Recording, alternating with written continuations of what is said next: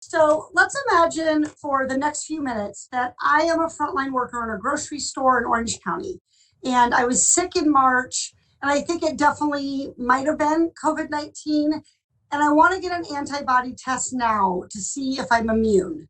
Unrealistically, I have spare time from my low-wage job and raising my family to do research on antibody tests. Also, unrealistically, I wade through all the advertisements and noise to find the official government agency in charge, the FDA.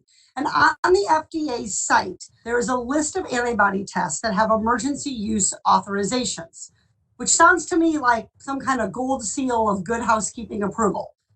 But there's a lot of these tests listed, and I want to make sure I really don't have it. Which one should, so Dr. Ehrenfield, which of these tests has the FDA approved as scientifically sound for telling me if I have antibodies in my system? Well, let me answer that a different way. That frontline worker. Excuse me, I'd actually like you to ask it the way I asked it. Which of the 13 tests have been, as the FDA approved, as scientifically sound for telling me if I have antibodies in my system? So I can't comment on the performance of a specific test without looking at it, but I wouldn't tell any patient anywhere to go out and get an antibody test to make decisions about stopping physical distancing or going back to work or changing behaviors. I understand, Dr. Ehrenfeld. I heard you say that earlier. Let me try to make this easier. Has the FDA approved any of these tests? Yes or no? I think you're asking that they have not independently validated any of these tests. Okay, so the FDA has not done research to find out if these tests actually work and which ones work better than others. Correct. They're relying on the manufacturer's submission. So what use then is that list to me? Would it be just like equally, I have a really nice spinner here. Would it be equally useful for me just to spin this wheel and I can just see where it lands? I mean, Euroimmune, that sounds pretty good to me. I mean, Europeans, a lot of immunity there.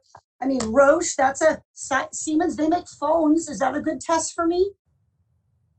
Is there any more valid way for me to do this than spinning the wheel of scientific immunity? I think the answer is no. So should I market these for people? Like, this is something they could use to determine what is the best test to go get? How are people supposed to be able to choose what test is valid or understand the results that they're getting or know if this test is a valid use of their money and time if the FDA has done nothing? Well, at this point, we wouldn't recommend that individuals pay for these tests for the purpose that you're describing. Are you thinking someone's going to do them for free? Because I haven't had a lot of free healthcare in the United States recently, just speaking personally. I did get a COVID-19 test, and despite my exchange with Dr. Redfield, did get a bill for $200+ for the doctor's visit associated with that COVID-19 test.